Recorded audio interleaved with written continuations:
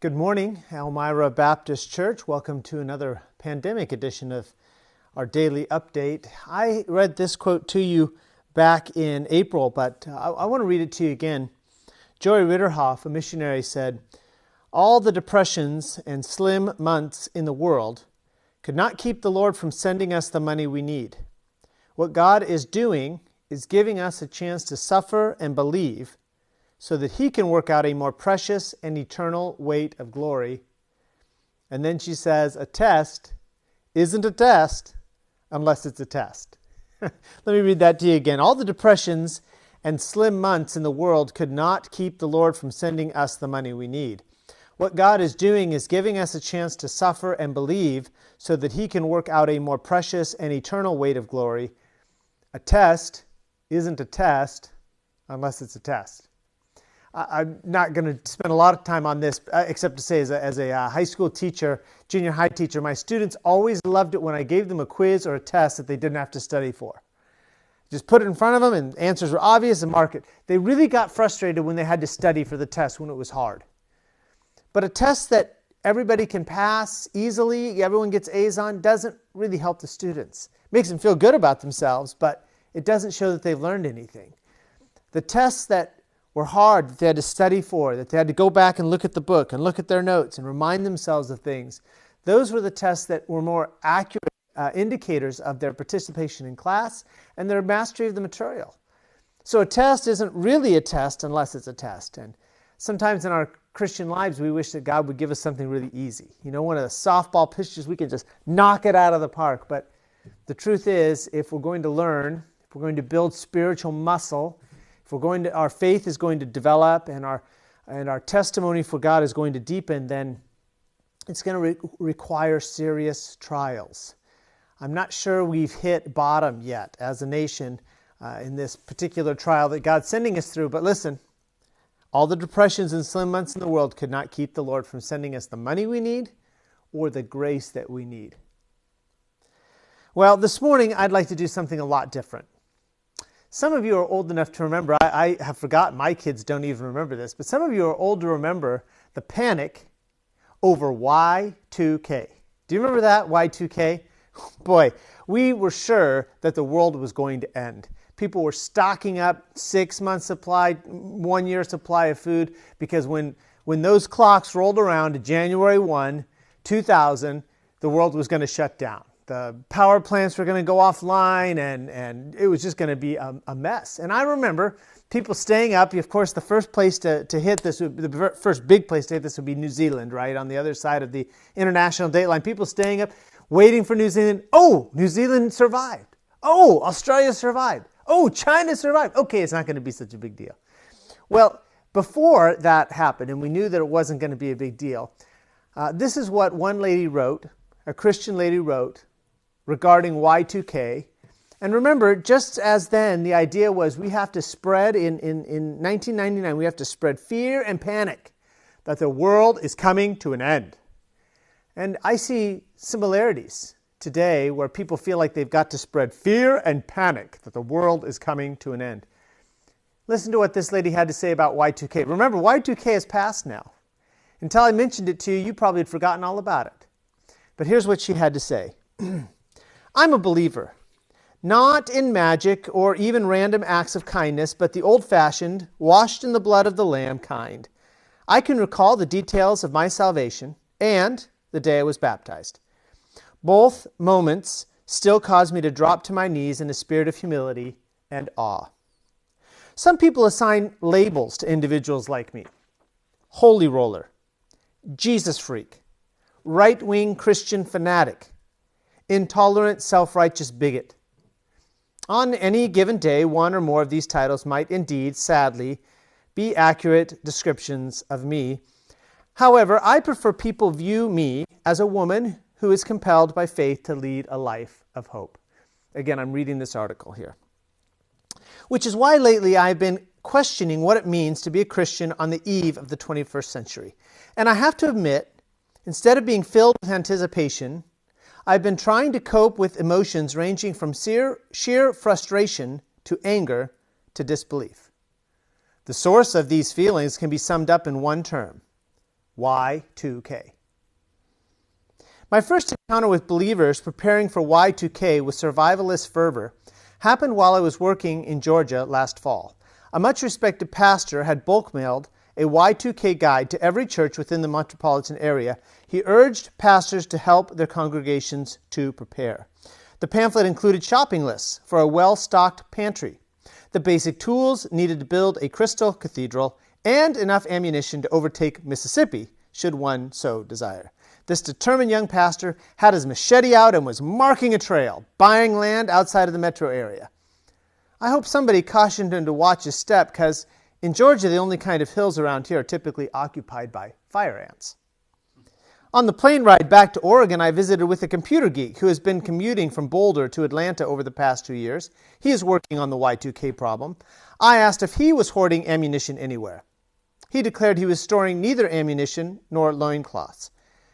Recently, in downtown Portland, more than 500 people flocked to a Y2K conference in anticipation of doomsday. Speakers offered up a Bible in one hand and a month's supply of toilet paper in another. For only $2,000, you too could buy a year's supply of what my father, an Army sergeant, referred to as dog rations. A few days in the field could make Vienna sausages and pickled pig's feet sound like delicate morsels to a soldier.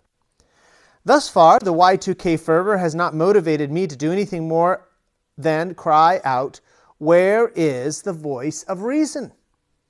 I am certainly willing to concede that disaster may be upon us, but I suspect it will have less to do with computer glitches than the old proverb, quote, of a man stirring up his own waters, end quote. If all the believers in our nation began hoarding food, there is likely to be a food shortage, at least in Waverly, Alabama, and Athena, Oregon, where the corner markets are big enough to keep only a week's stock of Campbell's soup. Now, before all of you passionate doomsayers prepare to burn me at the stake, consider this.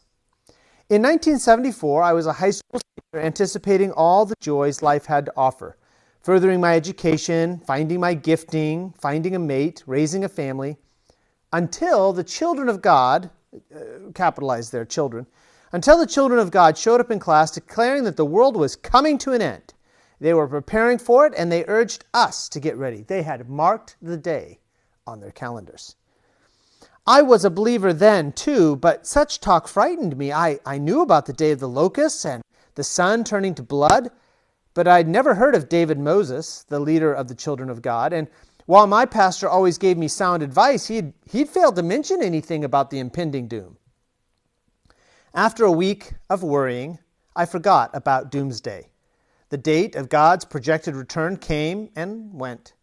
I was accepted into the college of my choice and eventually discovered both my gifting and a man I love. Should the end of the world be around the corner and the glory of Christ at hand, I embrace it. But I will not commit another minute of my precious life worrying about Y2K. Before I can concern myself with what my family will eat next year, I need to figure out what's for dinner tonight. I cannot afford to whittle away time focusing on the troubles of tomorrow, which may or may not befall me. I have a life to live, people to hug, stories to be told, books to be read, a God to worship. Scriptures say that's what faith is all about. The substance of things hoped for, the evidence of things not seen. God has always taken care of me, and as a believer, I trust in a hope which assures me He always will. I cut that out back in 1999 before we knew what was going to happen in the Y2K problem, and I did not stock food, I did not hoard ammunition, I did not buy farmland out in Oregon. And the Lord provided for me then. And I know that regardless of what's ahead, more economic disaster, more pandemic, a second wave, and combined with influenza, that God is going to protect me and take care of me and my family and you all, my church, the church that I serve, also.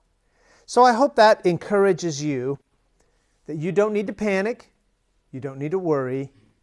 God is going to take care of us. Now, you should be cautious, you should be careful. Don't be reckless, and please, please, please don't hold a COVID party. But remember that God is still in control. Now, let me get to some prayer requests. I hope you're praying for our local, our state, and our federal officials. Some of you may be aware of the glitch, the computer glitch, as they termed it in the state's coronavirus tally system, and just a lot of things coming out of that. But you know what? They need our prayers. Our governor needs us to pray for him. Whoever the new public health director for our state needs us to pray for him. We need to pray for our local county board of supervisors and the health officials here in our county. We need to pray for our president and our vice president, who's the head of the coronavirus task force. So be praying for those who are in authority over us.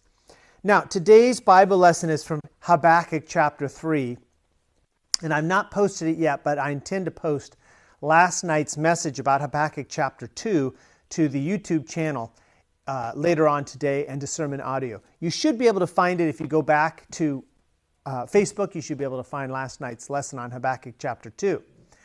This is next week on Wednesday night, 7 o'clock, live streamed again. We're going to be looking at Habakkuk chapter 3 and sort of an overview of the book as well. Probably 2 more weeks here in Habakkuk. But Habakkuk chapter 3 and verse 2 says this, O Lord, I have heard thy speech and was afraid. O Lord, revive thy work in the midst of the years. In the midst of the years make known. In wrath remember mercy. Focus on that verse, revive thy work in the midst of the years. That's my prayer.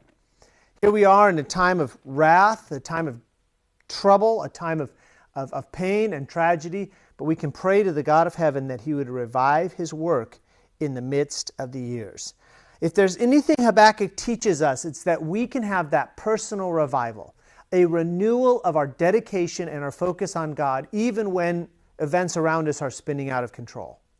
Even when people around us are panicking. Even when people around us are pronouncing doom and destruction. Even when people around us are actively working to bring doom and destruction, we can experience the grace of God and a renewed and closer relationship to God that I call a personal awakening. That's what I want for each one of you. I hope you're praying for me. I'm praying for you. Don't forget, there is no update tomorrow. I've taken Fridays off this month, but there will be an update on Saturday, so I'll meet you again on Saturday at 11 o'clock, probably right here from the same place. And then on Sunday, look forward to preaching a message on Sunday morning entitled, The Spirit of the Matter. The Spirit of the Matter of Revival, Part 2. If you've not yet watched Sunday nights, please go back, find it on the YouTube page, or find it on sermon audio and watch The Spirit of the Matter, Part 1. And then on Sunday night, Daryl Bolton will be with us. He is a missionary, has a very unique ministry, and with the missionary volunteer program, and he'll tell us all about that, and also show us some pictures or a video and preach to us on Sunday evening. What Have I Now Done is the title of his Sunday evening message. I hope to see you there. We'll see you on Saturday at 11 o'clock. Remember, God is in control.